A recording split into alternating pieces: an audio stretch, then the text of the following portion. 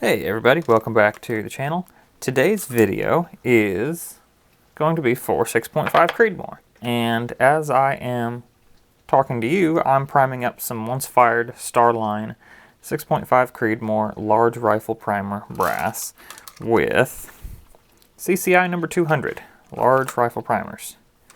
Being careful with this priming tool, this junky Hornady one, not to overseat these primers because it is really easy to do with this tool, and I believe I did on the first one here just a little bit. It should still function. Let me see if I can get it to focus for you here.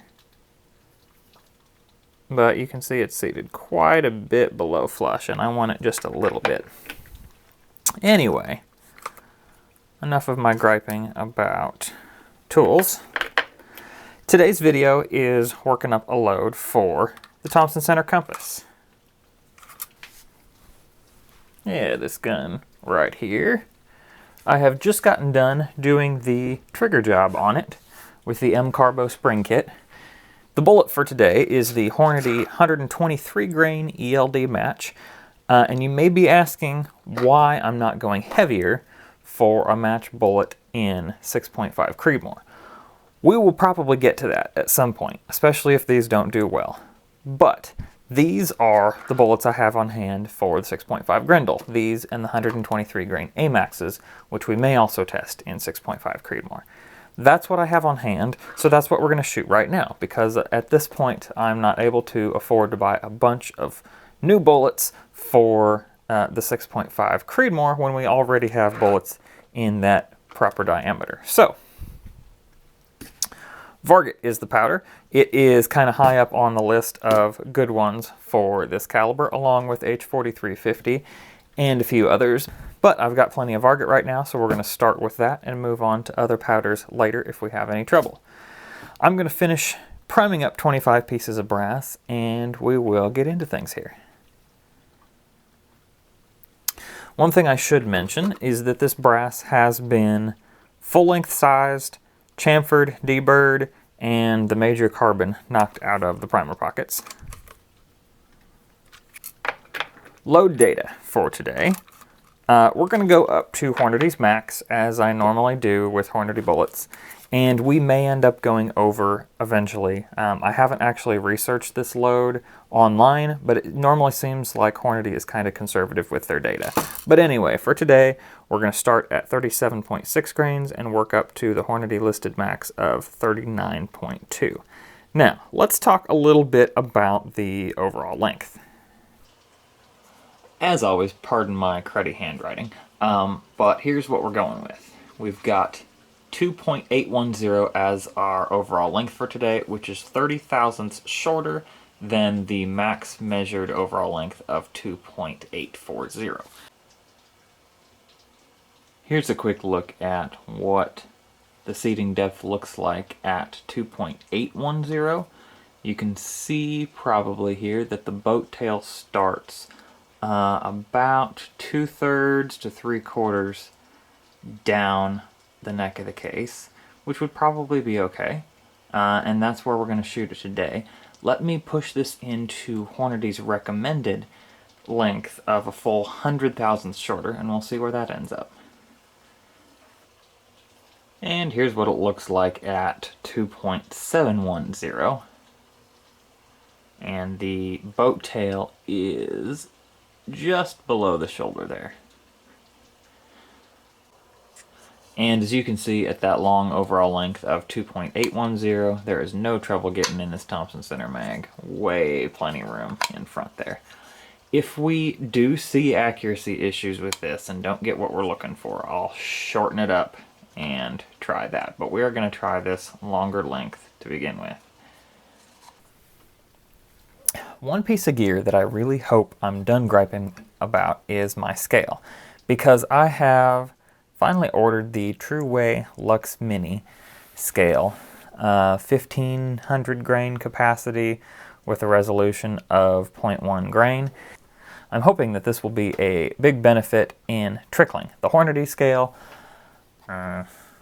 this one here, the G1500, or I'm not even sure which model they call it. It's not written on here anywhere. This thing is horribly slow at picking up readings when trickling.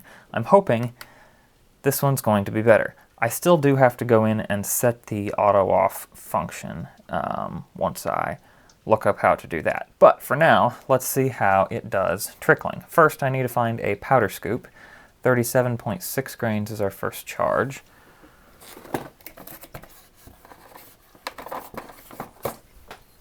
I'm going to try the 2.5 cc scoop, and we'll see how close that gets us. That's at 34.3. This thing zips back to 0 really quickly, which I like. Let's try a heaping scoop and see where that gets us.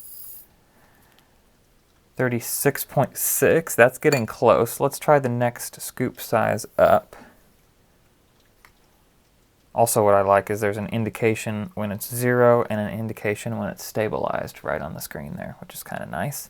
Let me try the next size scoop up, which is 2.8 cc. And let me do a little bit less than full. That gets us 37.9. Let me try another one here. I usually spend a few minutes trying to figure out which scoop I'm going to use. A little less than full gives us 37.3 on that one. Okay, let's go ahead and trickle that up. Get my trickler full. Looks like it bumped up to 37.4 while we were talking there.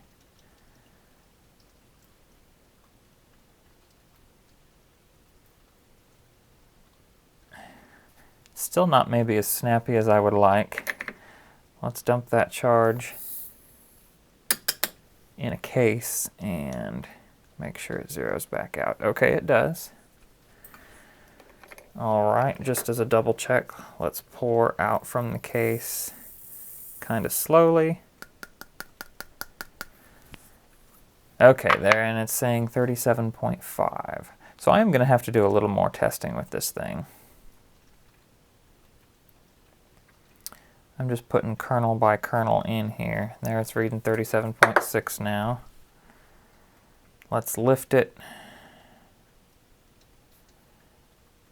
Okay, 37.6.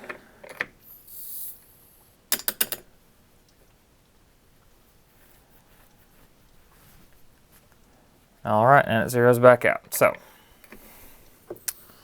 let's weigh the next charge. Again, I'm going a little less than full on that scoop, and we'll trickle up from wherever that puts us. Okay, 37.5, pretty close.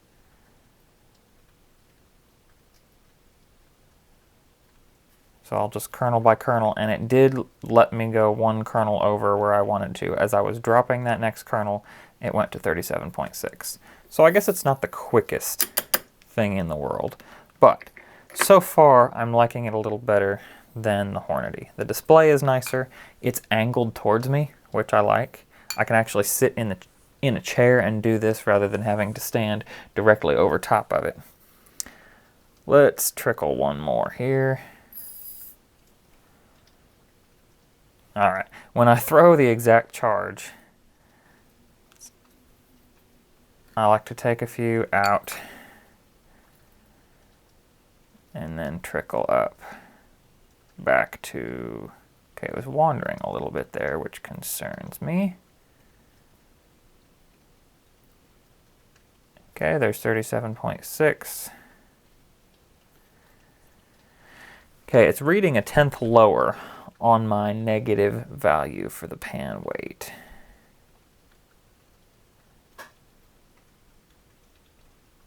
Okay, now it's reading 126.4, which is what? All right, so we've got a little bit of inconsistency here.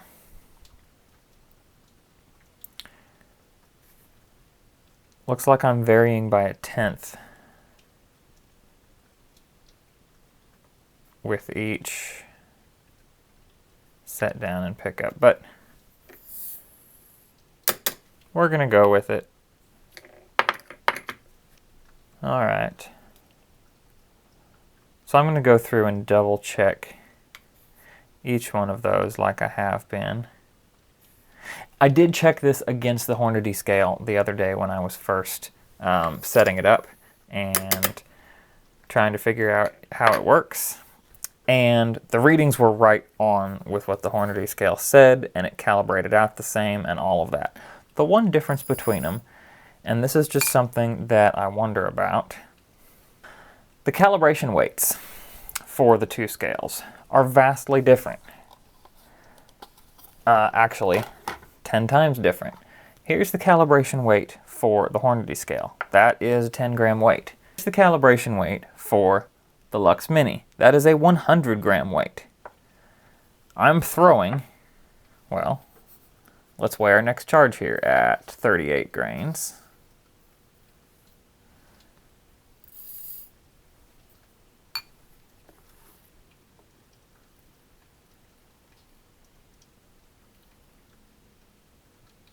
Okay, there's 38 grains. Let's switch unit here to grams. I'm weighing 2.46 gram charges here. 3 grams-ish or a little more is the most volume of charge weight I'm ever going to throw, because 308 is the largest case capacity I've got. So 10 grams would seem to be much closer to my target weight and something I'd rather probably calibrate with than the big honkin' 100 gram. I don't know if that makes any difference or not. That's just my mind working on it.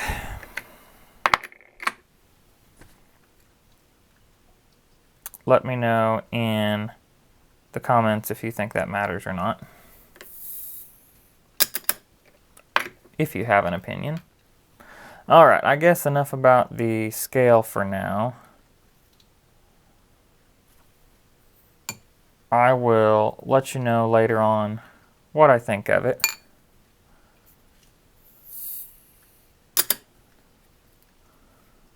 Oh, I originally picked this scale up, I should mention this, not of my own accord, but because this is the one, or one of the ones, that Johnny's Reloading Bench is currently recommending. So that's what I'm going with for right now, and so far I am happy with the purchase.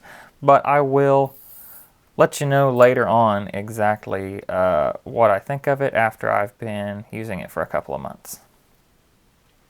I'm going to throw the rest of these charges here, and then we'll get to bullet seating. Powder weighing went pretty smoothly.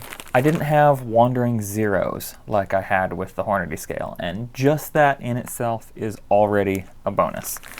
The first 7 bullets I've got on here are from one box of ELD-Ms, and then I've got a fresh 100 right here. Hopefully we shouldn't notice any difference between the boxes. I have done a powder check. It looks like we are going to be sitting just about the shoulder, or maybe just a little bit lower with our powder level, and I would like to see a little bit higher. One thing I have noticed looking over the load data with H4350, the powder charges are a little bit higher, and I don't know about how it relates to Varget as far as volume goes, powder volume, but maybe it would fill up the case just a little bit better. So if we have trouble with that, we will try H4350 next time. I'm also going to do a little bit of research online to see what people think, what recipe seems to shoot the best with these 123 grain bullets. Let's go over to the seating die and we'll get that set up. Again, pardon the mess that you're going to see on my bench. But let's pull out the 6.5 Creedmoor Hornady seating die. And maybe we can get where it is all in frame. Kind of a tall die sticking out there. And I'll go ahead and back out our stem. 2.810 is the overall length we're going for. Let's see where we start out. I am doing the seat, partially rotate and seat again method to improve concentricity. We're way long, 2.870. I can't pull it out by hand though, that's good. We've got to go 60 thousandths. This would be a little easier with a micrometer seating die, but I haven't purchased one of those yet. 2.844.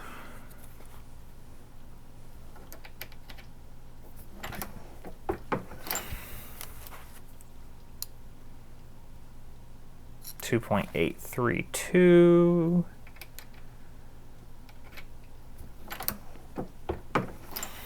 Bullets are seating very easily. 2.818, a little bit more there.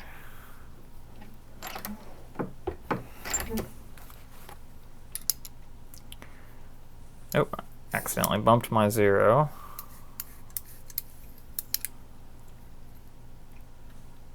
2.813. Let's go to the next one.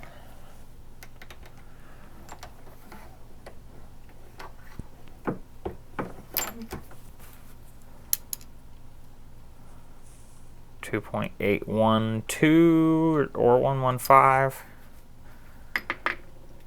Let's bump it just a tad bit.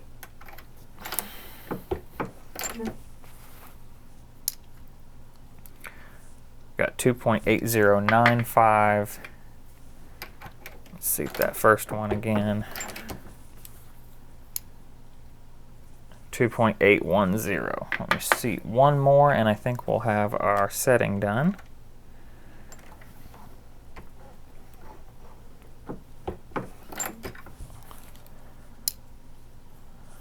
.81105. That's going to be good right there. Now let's take a quick measure of neck tension.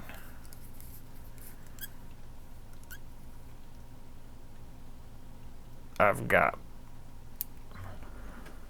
0.2875. Yep, 0.2875.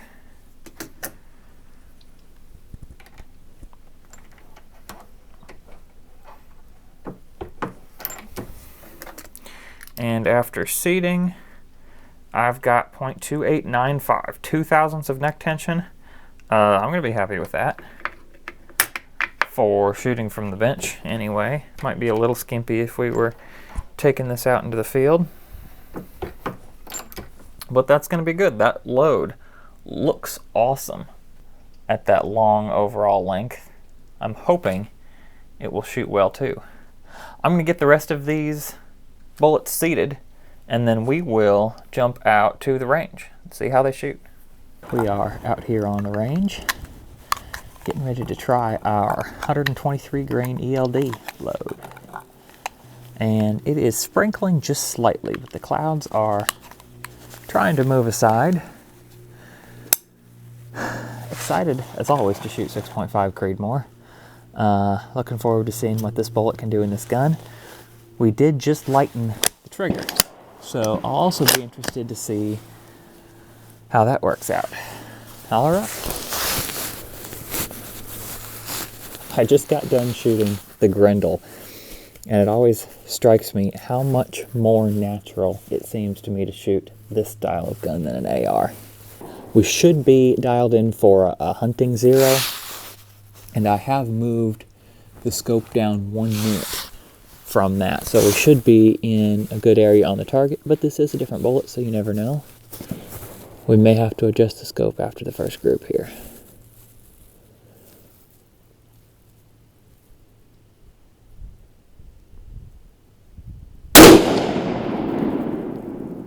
Nice light recoil on that. Brisk, but man, I forget how much I love shooting this gun.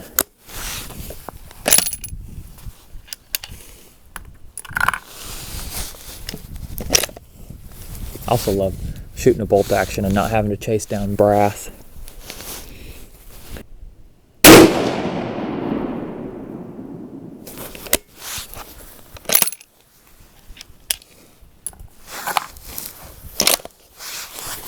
This action has really smoothed up. This trigger is a joy now. That uncarbo trigger kit really did a nice job.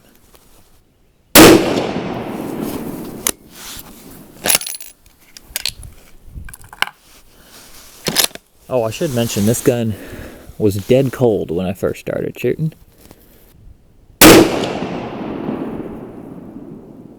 All right, not a bad start at all.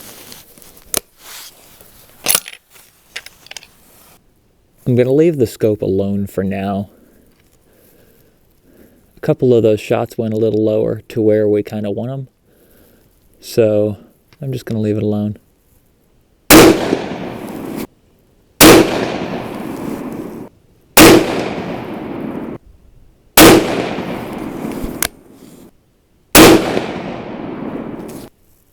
All right, brass looks great. Group not so much. But we'll give the barrel a second and then jump back in. I apologize if either of the cameras got blown out there. The sun has just decided to come out and the lighting has changed drastically. On to our middle charge. A cheek rest would do wonders for this gun. I am struggling to keep a consistent cheek weld, and I think that may be affecting things a little bit. But I'm picking a spot on my cheek, picking a spot on the stock, and trying to make it the same every time.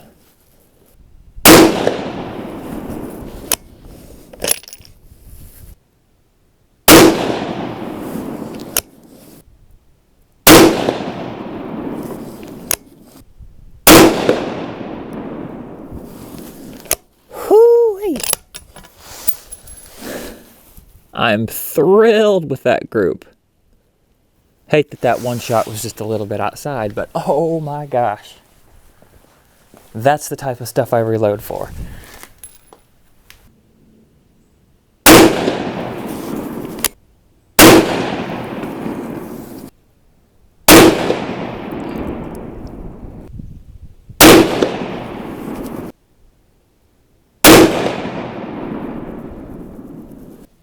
Maybe the tiniest outline of where the ejector was, but no bumps that I can feel. It's not even shiny. It's just a little semicircle on the edge there.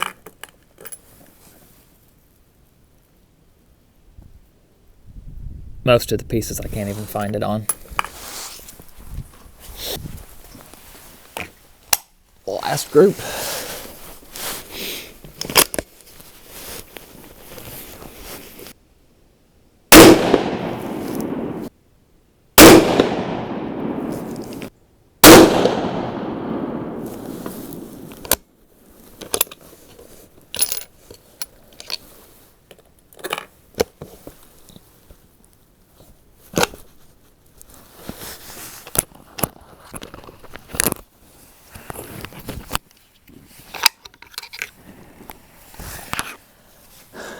That's a weird feeding problem.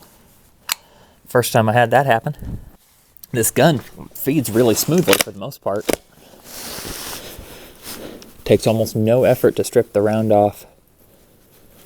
Suppose that's a benefit of that rotary magazine.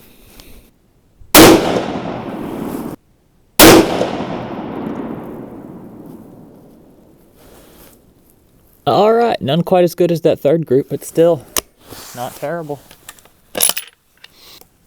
I'll put it back to our hunting zero. And we'll go back to the bench and take a look at those groups a little closer. Alright, we are back at the bench taking a look at our groups. And I am happy to say everything on the top row here was under an inch. And for our last two groups, I had 4 shots under an inch. This could be a little bit of my shooting opening things up down here, but I'm not going to say that 100% because I really didn't feel like I was pulling anything. Either way, we've got some really good accuracy going here. With this group down here, which was the group that I marveled about as soon as I shot it, being 3/4 of an inch. or just a little bit more, even with that one shot being outside. Those 4 shots there, I didn't measure those before, but let's do that just for giggles. 4 shots at 0.464. Freaking phenomenal on that top row. Even with things maybe not looking quite so pretty, everything's under an inch, which for me is absolutely fantastic. Ignore this group down here. This was just a load I was confirming with my Sierra Game Changer load. 4 of those shots went into 3/4 of an inch too, which I don't remember how they were doing last time, but that actually seems to be a little bit better. One thing that's weirding me out and making me wonder if I can trust Hornady's load data at all. Our highest charge at, what was it, 39.2 grains was this group right here. 2760 for a velocity. That is way, way, way, way, way, way lower than what they were saying we were going to get at 2900. Granted, the Hornady test barrel is 24 inches and ours is 22. But let me throw up this little graph here from rifleshooter.com, where they did a test with the 120 grain AMAX, which Hornady lists in the same section as the 123 grain ELD. That was the Hornady factory ammunition that they were using, their old AMAX match stuff, where they were shooting to see what the difference was in velocity as you cut down the barrel inch by inch by inch. And they got a difference of like 50 or 60 feet per second between a 24-inch barrel and a 22-inch barrel, and still shooting around 2875 for a velocity, if I was remembering correctly. Now, maybe they were shooting with a supercharged powder, maybe they were shooting with Superformance, which the Hornady manual puts at a max of 3,000 feet per second. I'm not sure how much to believe that, again, because this number with Varget was absolutely bonkers. This makes me think that I could probably throw another grain or 2 of powder into this case with Varget. We're not seeing any pressure signs on the brass. We're seeing just a little bit of primer cratering, which has pretty much been there across the board in this Thompson Center compass, and from what I've heard, in most Thompson Center compasses. Nothing I'm worrying about, no real flattened primers, nothing like that. Makes me think we could jump this charge way up, and that we might hit another node further up past the Hornady data. I am going to try this bullet later on with H4350 and see what kind of results we get there.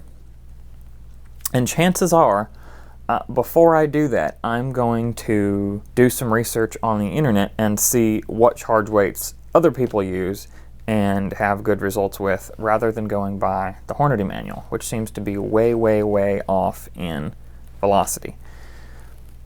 In fact, before I finish out this video, I'm going to take a break, go do that research, and come back and see if these Varget charges line up with what people are saying. Alright, just a little bit of digging around online. Found that some people are saying that Varget is a little too fast burning in 6.5 Creedmoor to get the velocities that we're looking for, but others are saying that it is the perfect powder for the 120, 123 grain range bullets in this cartridge. The ones that are saying that are shooting up to 41 or 42 grains, which is significantly more than our 39.2 grain max shown by Hornady. So, my plan right now is to do a video with H4350 and this bullet in the 6.5 Creedmoor. But in that video we may also use Varget and go a couple charge weights higher with it. So stick around, that'll be coming soon. For those of you who haven't checked it out yet, we now have an Instagram page since about the first of the year. It is at the Outdoor Generalist channel. Long name, but that's what we could nail down. So again, thanks for watching, and y'all have a good one.